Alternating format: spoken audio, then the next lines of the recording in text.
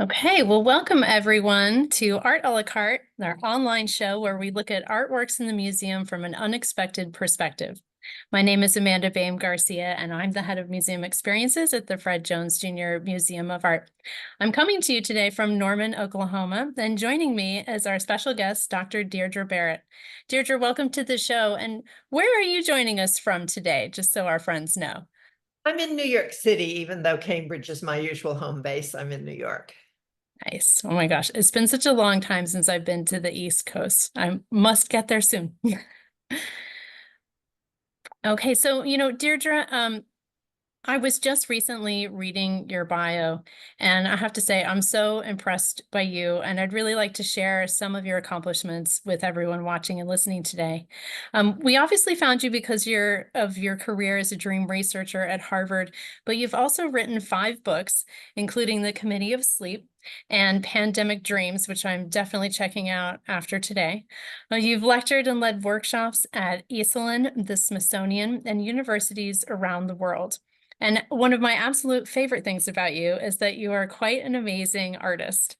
I originally found you years ago on Instagram and started following you way before we ever even thought of this program.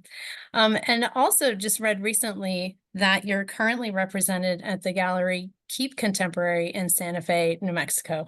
We're so thrilled to have you with us and welcome to the show. Great to be here. All right, so let's get started. So we're going to be looking today at the exhibition Colorful Dream by Adrien Broom that's currently on display at the Fred Jones Jr. Museum of Art. And you can see here a couple of photographs of how the exhibition looks in our space. If you haven't yet had a chance to come visit it, if you are close to us, I highly recommend you do. As you can see, it's quite colorful the way it's been designed. So let's see. Pardon me. Colorful Dream, it's a series of photographs that tells the story of a young girl who wakes up from a deep sleep and all the color has disappeared. As you walk through the exhibit, you see the girl rediscovering each color as she explores worlds saturated deeply with just one color at a time. Now, before we dive into these images, which I'm really excited to do with Deirdre, let's bring dreams into the equation for a moment. So Deirdre, let's talk just for a second. In a general sense, what is a dream and why do we do it? Well, you'll get different answers from different dream psychologists, but I like to think of it as just thinking in a very different biochemical state. If you're thinking about the brain, or a very different state of consciousness, if you're talking more subjectively, I think we're still focused on all of our usual thoughts and concerns, but the state our brain is in is about as active as when we're awake on average, but some areas are more active. So our visual cortex is even more active than when we're awake.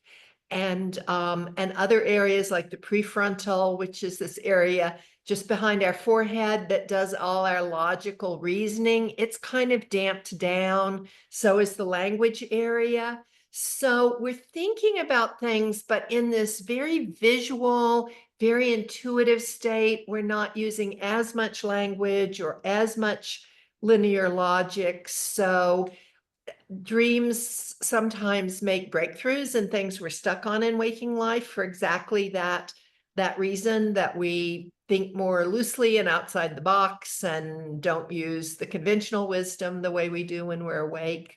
So dreams can inspire all kinds of creativity, but obviously especially visual, since dreams are so visual. Yeah, exactly. That's what I was just going to say. I was thinking, if you're talking about it's really activating the part of the brain that is so visual. And my first thought was immediately to go, oh, well, of course, that explains why so many visual artists over the years have been really inspired by dreams in particular. Yeah, sounds great. I completely get that. Okay, so actually, let's take a look at our first image of Adrian's. So here we have a photograph of the green world. And we can see in this environment that she creates. So I do want to let everybody know that Adrien creates these environments out of real objects. So she kind of creates an entire stage, and then invites the model to come in and takes a series of photographs. So she does like for everyone to know that these are not photoshopped. They're not created with AI. They are actual real objects that she has put together and real environments. And so something else that she has done while creating these images is that she will ask people, what do you think of when you think of the color green? And people will tell her everything that comes to their mind. And so she tries to incorporate those objects in particular. Um, so Deirdre, looking at this image, what stands out to you immediately through your dream researcher lens? Well, green is often a symbol, both awake, but also to our unconscious of nature, of growth. And it's usually a fairly happy, friendly color. And this is not inconsistent with that, but this has a certain take on that. This is certainly nature and growth, but it's kind of at one end of the really dramatic, imposing nature and growth. It's not a green grass lawn or a pleasantly clear little path through the woods. It's a jungle there. So the plants are thriving, but the girl, the dreamer there, is, first of all, it looks like she's kind of behind jail-like bars looking out at the scene. She can't necessarily get at it, but even if she could, it's not a jungle that she could just stroll through.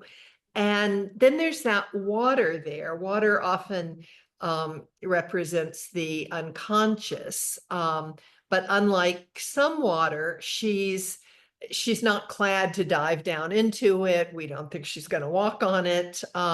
She's partly looking at her own reflection in the water, and she partly can see into it a bit, but it's very murky, dark water. So as representations of the unconscious go, it's not very clear. She's not interacting with it, at least so far, very much. And she just generally looks not in her element in this image. So it's not a terribly unpleasant, scary jungle, but it's alien and unfamiliar.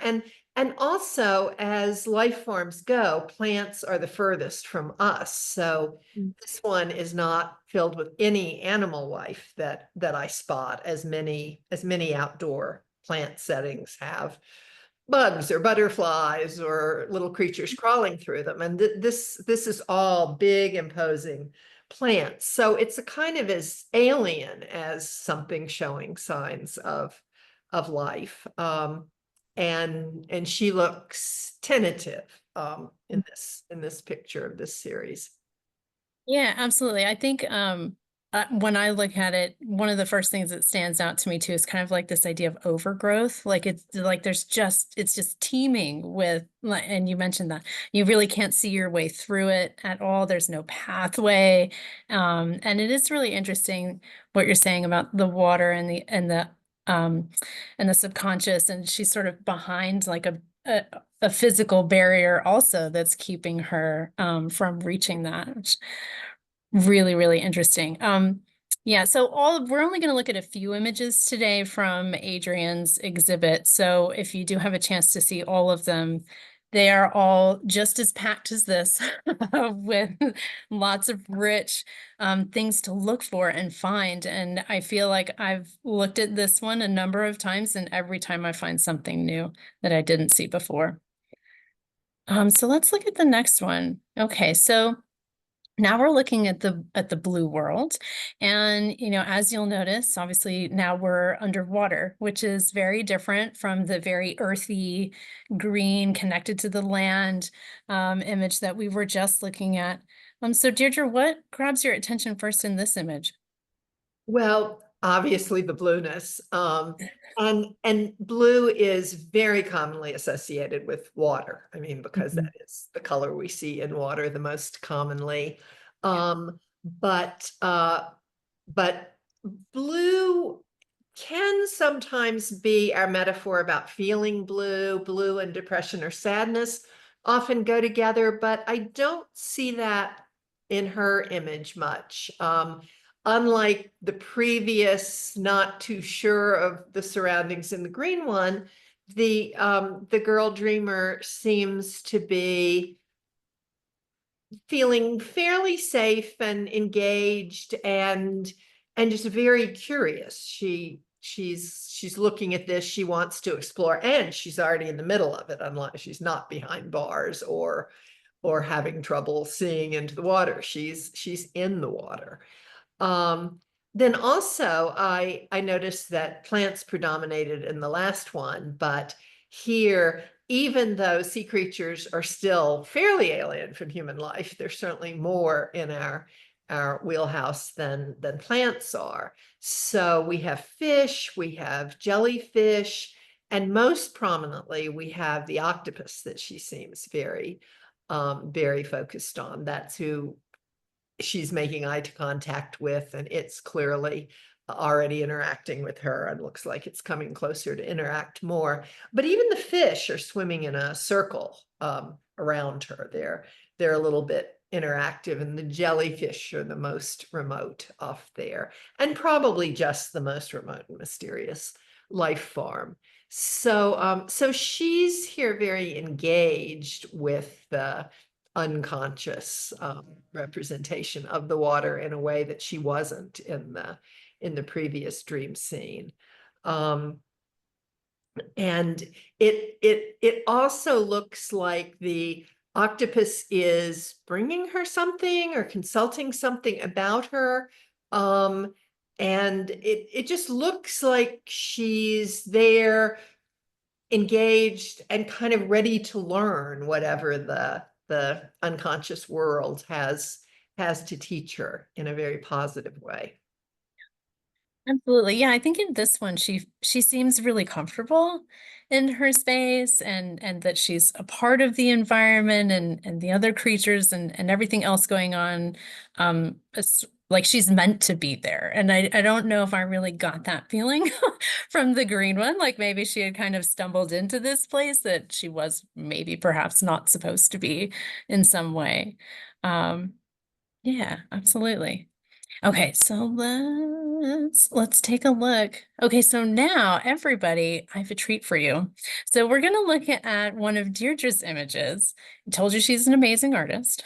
Um, so Deirdre, we're gonna do like a little compare, contrast a little bit. So can you talk a little bit about maybe some similarities, some differences between your image here and what we were just looking at with Adrien's Blue World?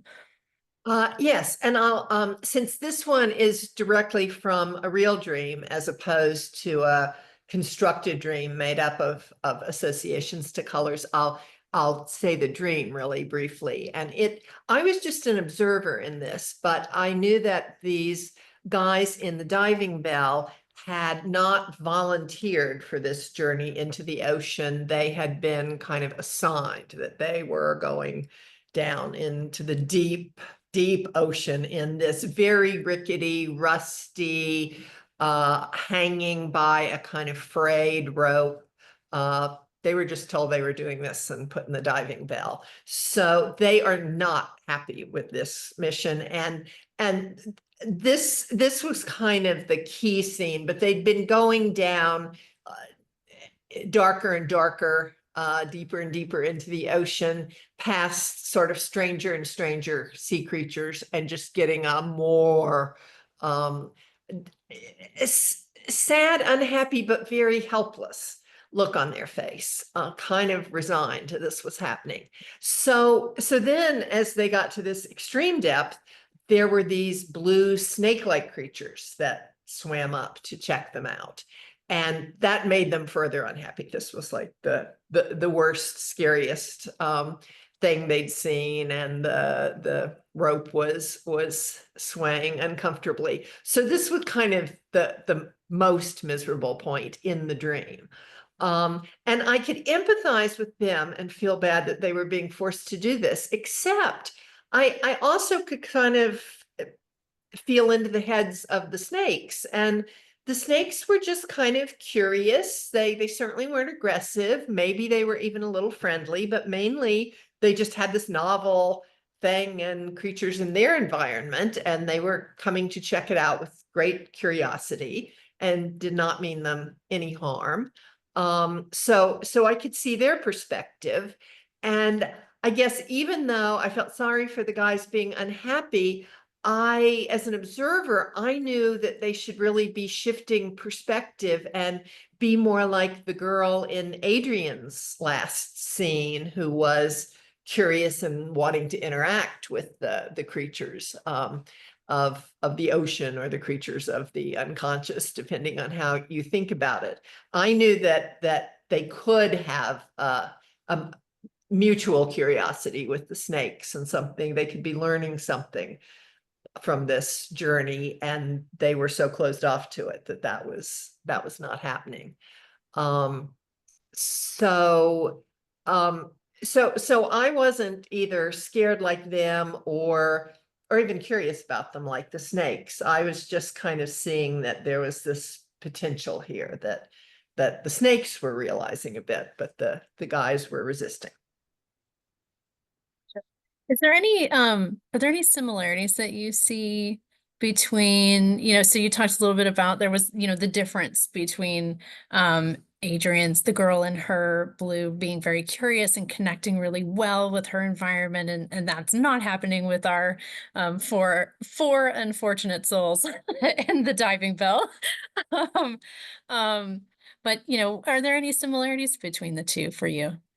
Well, the similarities are in the setting and in the sea creatures. I mean, it's again, blue is representing the ocean, it's representing the unconscious, but there are mysterious, impressive underwater beings that you could be interacting with here. So the setting is similar and offers kind of the same potential opportunities that the girl is endorsing, whereas the stance of these guys is more like the stance of the girl in the green picture, where she doesn't know if she wants to have anything to do with that, and the water in that looks kind of creepy to her. Yeah. So the same possibility, but kind of the opposite reaction to it, is how I'd compare it to her blue image. Yeah, absolutely. And I think while you were describing your dream, I could almost picture this diving bell like just dropping down through the water, and their frowns just getting deeper and deeper as they went down. I could almost see it animated, which is nice. Okay, so let's take a look at another one of Adrian. So this is her yellow world. And I really feel like in this one, as we're talking about the girl being comfortable or uncomfortable, also feels very comfortable to me in this scene. And what I really, really enjoy about this one in particular, compared to other images of Adrian's in the exhibition, is really kind of the landscape quality that this one has. And if you look for the horizon line, it feels so much farther away than any of the other images she's created, where she really makes this, depth that is quite extreme in this picture, and this really large field of sunflowers behind our main character that I just find really fascinating. Makes me want to go run through that field really badly if I could. But yeah, Deirdre, what do you think about this one? What comes to mind for you? Well, as we move through the spectrum, we're moving toward colors that are generally more positive associations. Most people associate happiness with yellow. And it's definitely, just physically, it's the color of light, it's the color of the sun, it's the daytime indicator. So that's very different from the previous ones. And also on the other continuum we've been seeing, we now have mammals. You know, we don't have humans in the scene, but we have much closer relatives than have been in the other pictures. And the giraffe and the dog are animals that little girls generally really like. She looked like she liked the octopus too, but it could be a more ambiguous figure. But these are all sort of either fun zoo animals or pets in this picture. And she definitely, as you said, she looks the most actively engaged with this scene. Even more so, she was certainly engaged in the underwater scene, but in a kind of observer. It looked like the octopus was going to be the more active figure, and she was, you know, she was watching and learning from it. But in this one, she's actively physically examining objects and exploring. Um, and the only thing in this picture that looks the least bit potentially scary is that scarecrow. It looks a little Halloweenish, the one that's in the center and just over one of her hands. I think you could see that as scarecrows are sometimes bad figures in Halloweenish things. But on the other hand, the scarecrow's the good guy in The Wizard of Oz. So it's at most an ambiguous figure, and everything else otherwise looks like kind of these lovable, positive things that she's interacting with. And so even though we usually think of yellow as kind of a daytime color, and I certainly think this, on the continuum of the others, this looks the closest back to the waking world, and she's more active in a way we are in our waking life, and a little bit less passive as we often are in our dreams.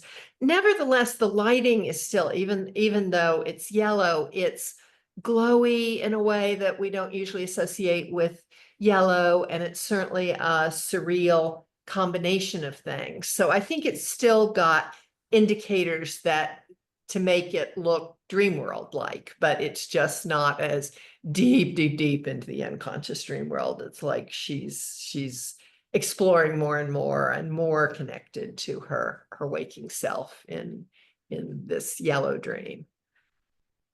Are there any, so I know we're going to talk here in a little bit, you'll explain a little bit more about how dreams are particular to the dreamer, and what they mean when people are trying to interpret dreams. But are there any sort of general kind of connections that you would feel comfortable making between any of the animals that are depicted, like the giraffe, for example? Does anything come to your mind with any of those? Well, mostly the things I mentioned, that like a cute little lap dog is something most people would sort of love and want to have as a pet. See as completely non-threatening, maybe something that a girl her age would mostly relate to as taking care of. Um, Most kids love zoo animals, and giraffes are often one of the favorites.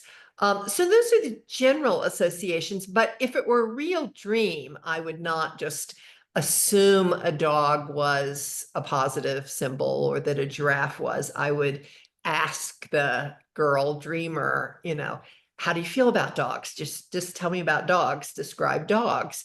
And 9 out of 10 kids would say something about they like them, they're cute, they have a dog, they want a dog. But once in a while, one would say, oh, dogs are kind of aggressive. They bark at you. They snap at you. Little dogs are even meaner. There's some down the street that always try to bite me, my ankles as I walk by. I mean, you'd get that occasionally, and obviously you'd make something very different of the cute little white dog in that picture than you would for the 9 out of 10 that like them and have these other associations. And similarly, someone could be scared of giraffes. They're huge. Someone could have gotten nipped by a giraffe when it leaned its head down. I mean, you know, there's some kids that would not, you know, have the average giraffe response. So when we're doing dream interpretation, I would talk about it that way rather than go on more and more about what the most typical meaning of this might be for someone in our society.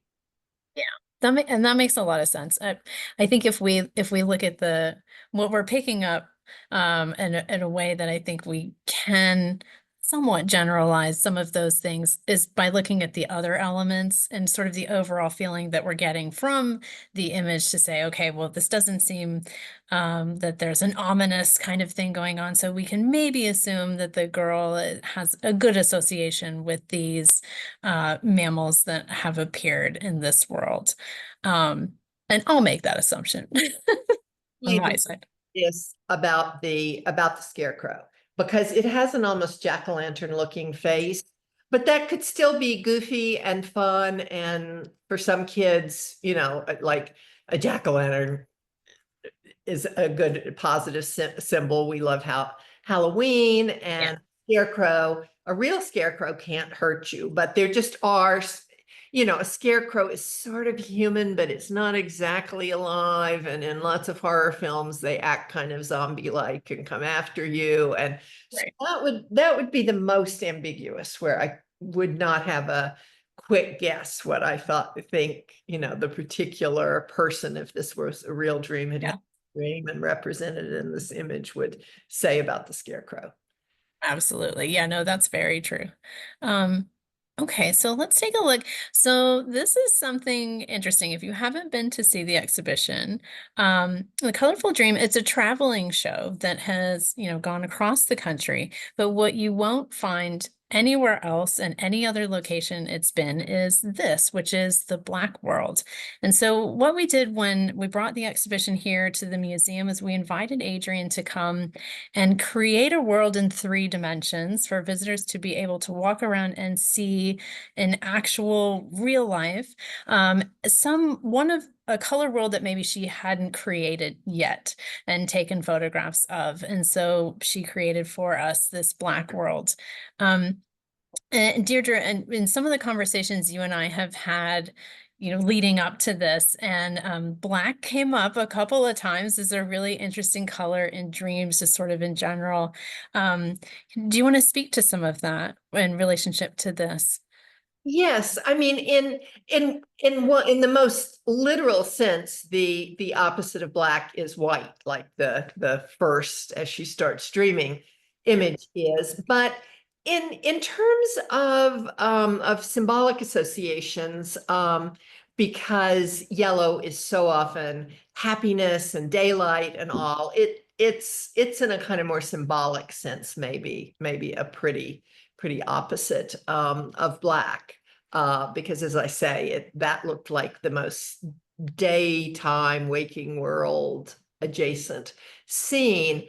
And this one being the darkest, the 2 times just literally that things are completely dark are the night sky, which we very much associate with dreaming, and then anything underground, which tends to have metaphors often about the unconscious, but unlike water, where you're sort of exploring the unconscious in most blue water dreams, in sort of when blackness or a cave or a totally dark tunnel is representing the unconscious, it's usually more the actively repressed, the part you can't see or the part you're afraid of and don't want to see. So it's kind of different aspect of the unconscious, but also can deeply represent dreams because of the association with nighttime and the night sky. So those are some of the most common associations to blackness. And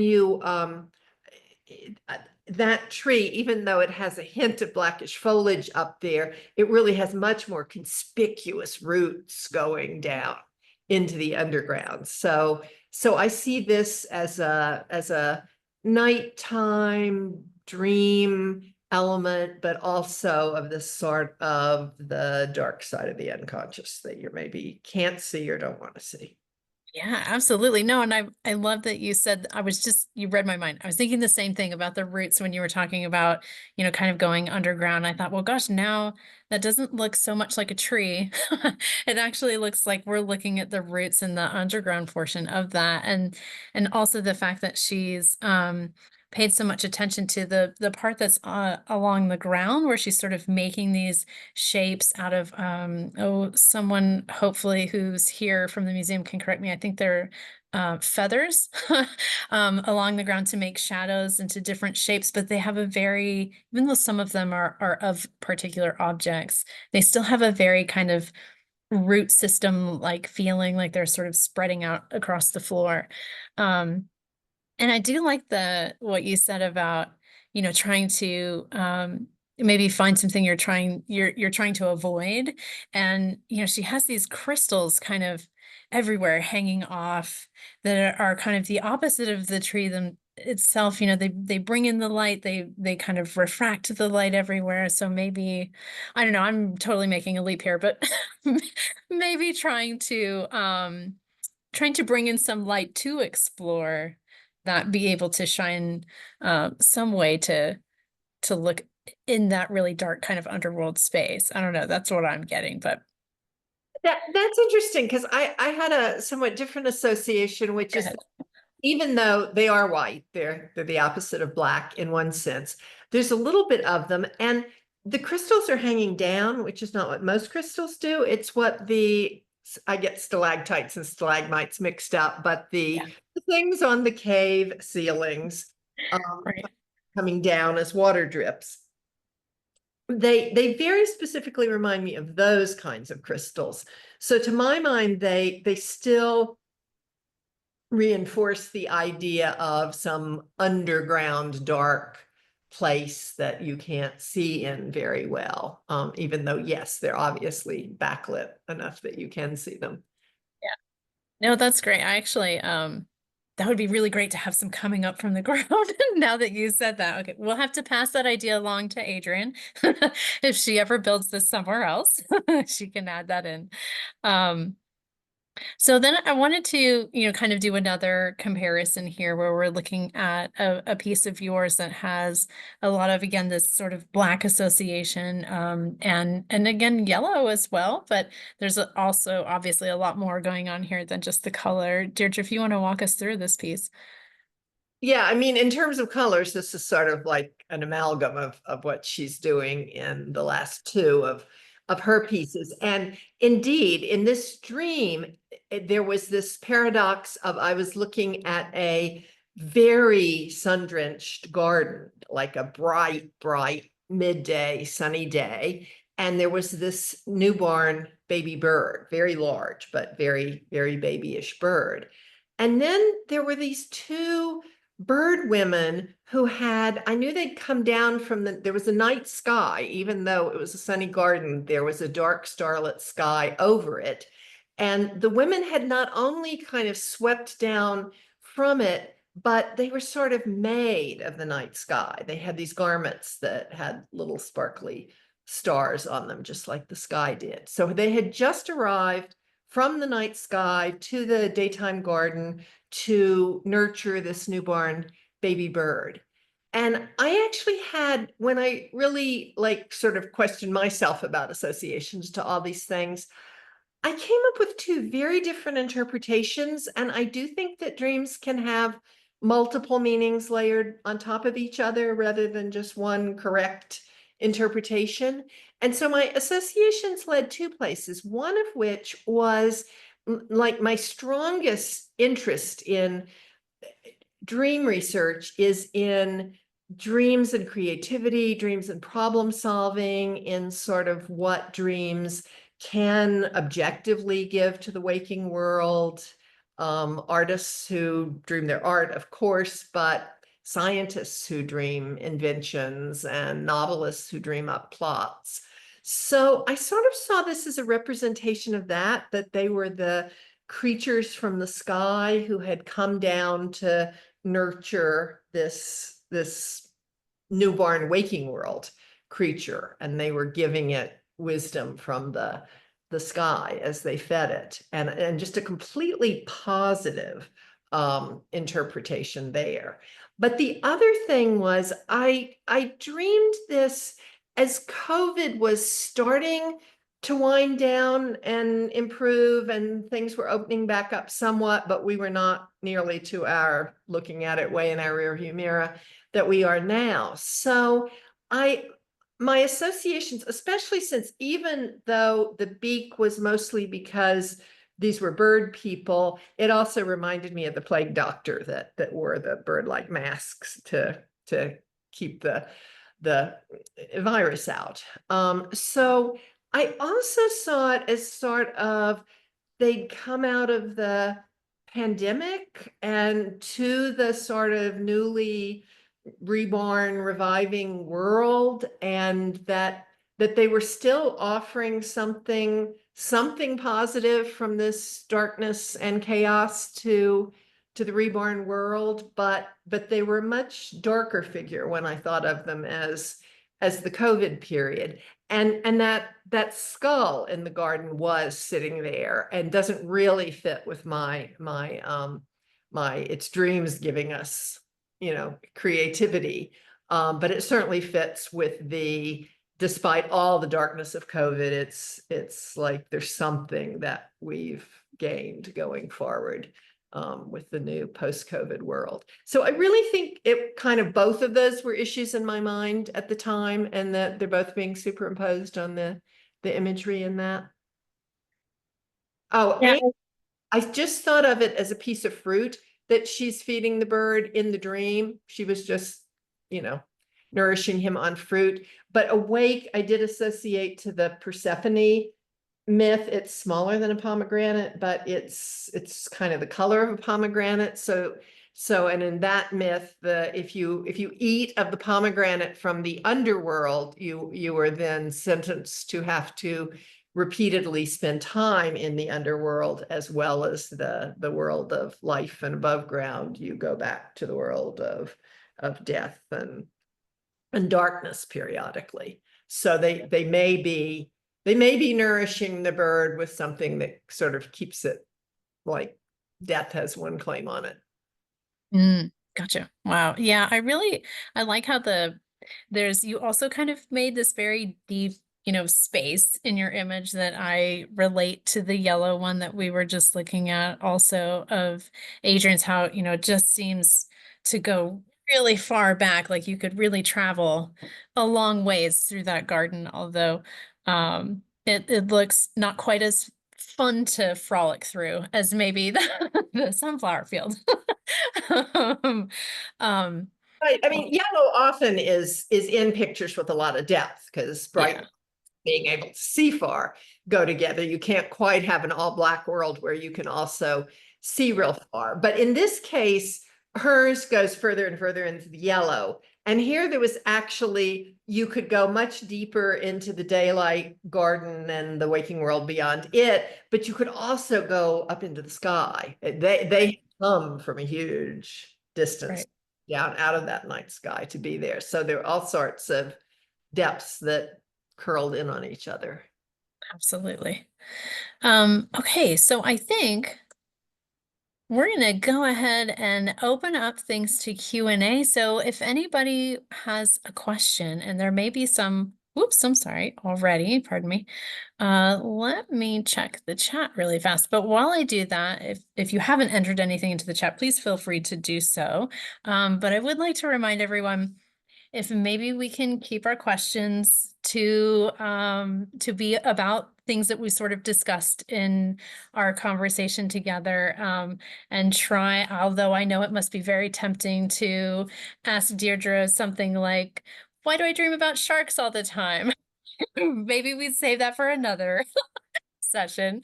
So if you can keep it about the artwork, that would be great. But if you do find that answer, let me know one day. So let's see what we have. Uh, while I'm looking through that, Deirdre, I do have a question for you. And so I'm wondering, what is one thing that people tend to generally get wrong about dreams that you would kind of like to correct? Um, Probably my biggest pet peeve, but I'm a little embarrassed correcting it after this talk because, or maybe it's most important too, because if anything, I might have reinforced it slightly. Um, is the idea, and again, we're talking about real dreams now as opposed to these composed fictional artistic dreams, but in a real dream of your own, people often they have the idea either that dream experts are going to tell you what this thing in your dream is a symbol of um, for for everyone. You know, I'm the expert in dreams, so you know I know that the octopus in that underwater scene was wisdom or was ill intent or you know just whatever I would associate to an octopus. And that's not the way we do it in responsible dream interpretation. The techniques are mostly involve asking questions, and they're more to help the dreamer get at their own symbols and metaphor. So you don't say, oh, the dog is the masculine principle, or oh, the cat is the feminine principle. You say, just tell me about dogs, because we wouldn't usually have the picture that it's a little cute little small white dog. Somebody would just say they dreamed about a dog. So tell me about dogs.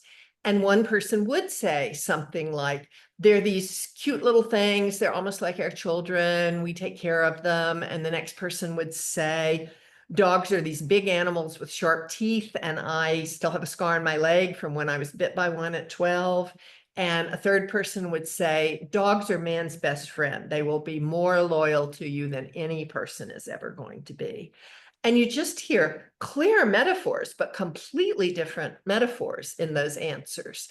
So that's what we do with real dreams, with a real dreamer there. And Adrien was very clear that she had taken colors and gotten lots of people's associations to them in making up these dream scenes to go with each color. But if a real person had dreamed an all green scene, I would be asking them their associations to green in general and to jungles versus other green vegetation and getting at what it means to them. Yeah, absolutely. No, that makes perfect sense. Absolutely. So we do have a question for you. Okay, so regarding your work, Deirdre, are they images created entirely by your sketching? Are they images created in Illustrator and Photoshop with the assistance of AI? Um, and then, okay, there's more. Maybe I'll let you answer that part first, and then I'll continue the question. Um, I actually in an older style of art, when I first started making art and I really felt like I couldn't draw or paint well enough to do it, I first started taking photos and making photo collages and then doing a bit of digital manipulation to make them more surreal. There's a Photoshop thing where you can like pin down the eyes so you have realistic eyes, but on a feathered creature or a furry creature, you can stretch it into some shape that's completely different than the original animal. So you have this surreal looking creature, but it's still got photorealistic fur or feathers and very realistic eyes. So I used to do a lot with photoshopping collaged photos, but that's not what I was showing you today. I started sketching over those when I couldn't find photos, and I got more comfortable and adept with drawing and painting, but not with physical brushes and pens, with the Photoshop tools. It's not AI, but it is computer assisted in the much more old-fashioned sense. You've got a stylus on a tablet and you just set it to say it's a brush of a certain width and that you're painting in acrylic or oils or watercolors. And the key thing for getting me confident and started on this is you can paint a stroke, and if it doesn't come out quite like you intended, you can hit this erase button and you can try again to paint it. So if I were painting with real brushes, I would just be creating this mess as I tried to erase and change and paint over and correct. Because eye-hand coordination is still not great, but it's definitely getting better as I practiced a lot more. So I'm doing this in Photoshop pen tool and Photoshop brush tool on a Wacom tablet with liberal use of erasing. So it comes out looking pretty much like a painting, but it has been done in this way where you can just erase and redo, and or just even change your mind that I was trying to make this line, but no, now I remember the dream was really more like this. So that's my current technique. And I have used AI. There's a program called Exactly AI that invites artists to, they don't put it this way, but essentially to plagiarize themselves. You upload at least 15 pieces of your own art, and it should all be in one style. And so I did one for my old photo collages and another one for my digital paintings. And then you can dictate new content that you would like it to do in your style. And you can either keep your style protected only for you, or they have a way where you can charge other people for using your style. So it's kind of getting around that, you know, resentful feeling about being plagiarized that a lot of artists have when they learn they're in the training data sets. I was kind of flattered. If I had not been in the "have you been scraped" sites, I would have been insulted that I wasn't an important enough artist to be used in the training data set. I don't mind. I feel like humans learn from other artists, the AI is learning. But this is keeping it so that you can create a style and yet then do something much more quickly that is somewhat your own style. And I think that's kind of interesting, but it actually, so far, it doesn't get, when I tell it a dream, it can't take enough detail to put everything in just the right place. Or, you know, if I try to describe what those guys look like, they're mostly human, but they're kind of bald and they're androgynous. And it really wouldn't capture that from my words the way I want them to look. Yeah, absolutely. You know, Adrian also, like, she makes a point to tell people, because I think she gets the question a lot also, if her photographs are AI generated. And I think as this becomes more part of our world and a tool that a lot of people are using, it's really important to her that everyone knows that that's not how she creates these photographs at all. But you know, it's a changing world out there. So let's see, there's more to this question. So do you handle the production entirely on your own, or are other illustrators involved? In the current ones that I was showing you that are brush and pen tool, that's entirely me. When I was doing the photo collages, I usually used photos that I had taken in the past, or most commonly went out and took photos of objects that I knew I could manipulate into the shapes from my dream, or some. I mean, like one dream where I was walking around Harvard Square, I was recognizing real buildings on the route, but they sort of were coming to life and had faces on them. So I went out and took pictures of exactly those buildings and then photoshopped them. When I was doing that, I definitely sometimes could not find an object that I, you know, if there was a particular kind of lizard that did not live in Cambridge, Mass, I was using some not copyright protected details sometimes from other people's photography. It was always more than half my photography, but it did sometimes have other photographers used. Yeah. So and so there's a question about, you know, are your images based on actual dreams? And I do want to say, I think that one of the major differences between your work and Adrian's is that Adrian's this is not based on a dream that she had in particular. It's it's that this girl awakes from a dream and the world has changed for her. And so she goes through these worlds to kind of rediscover color as she goes. So it's between the two, they're very different kind of ideas and ways of looking at dream and awake kind of subconscious and conscious. So, Deirdre, I'll let you answer that. Are the images based on actual dreams that you've had? Yes, mine are definitely dreams that I've had. I've once or twice played with making images of other people's dreams, but again, that's not anything I was showing you today, and I haven't done much of that.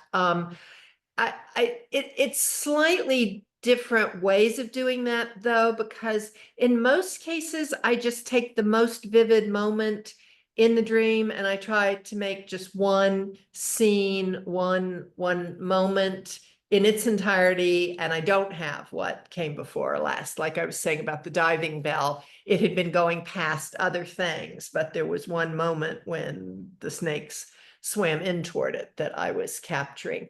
But in a few, I'm trying to represent things that happened over a little bit of time. So I will sometimes have elements in the scene that were never right there together at the same moment. And yet I want to capture a little more than just a flashbulb second from the dream. So there's that amount of variation. I made one piece that was representing the dream world, and I had images from about a dozen different dreams in that piece. But most typically, it's an exact moment, and usually it's as much like trying to take a picture of what I remember from the dream, although there are times, not in the two that I emphasize the most, but one that you had on the slide as you told my bio, of a very unrealistic facial shape that is looking upward at these two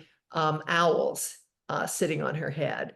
I did not literally see a geometric face. It was more that I saw her expression, which was a little bit like the diving bell guy. She was not happy, except it was all upward that she was unhappy about. So she's looking up, but with distress. And I saw her expression so clearly, and yet I didn't really see her facial features, much less the outline of her head. So I kind of abstracted that since it wasn't even there in the memory. So sometimes I abstract things a bit, or I just fill in the pieces I don't remember. But usually it's like I'm trying to take a photograph of the dream memory. Sure. Um, well, I don't see any other questions in the chat. Deirdre, is there anything else you wanted to add before we close the program today? No, I just want to commend you on doing this exhibit. I love dream art even more than any other kind of art. So the International Association for the Study of Dreams, which is about to have its annual meeting, has a dream art show always as part of that. So Fantastic. in fact, I spotted at least one fellow dream artist on this list, and another ISDer. So even though this is quite a variation in being about dreams, but not literally from dreams, I think that's a very interesting variation. And I like her story of the woman waking up with color gone from the world. And I think I had at first interpreted the different scenes as kind of dreams that got the color back, but they were just other worlds that brought the color back to her waking world, I guess. Anyway, it's a lovely concept. Absolutely. Yeah, no, I couldn't agree more. We've gotten some really wonderful reception. I've loved to take groups through here and hear what they all say. And it brings a smile to everybody's face when they come through here. And it's quite beautiful. So if you have a chance, if you're in the area, I'd love to invite you, please come down to the museum.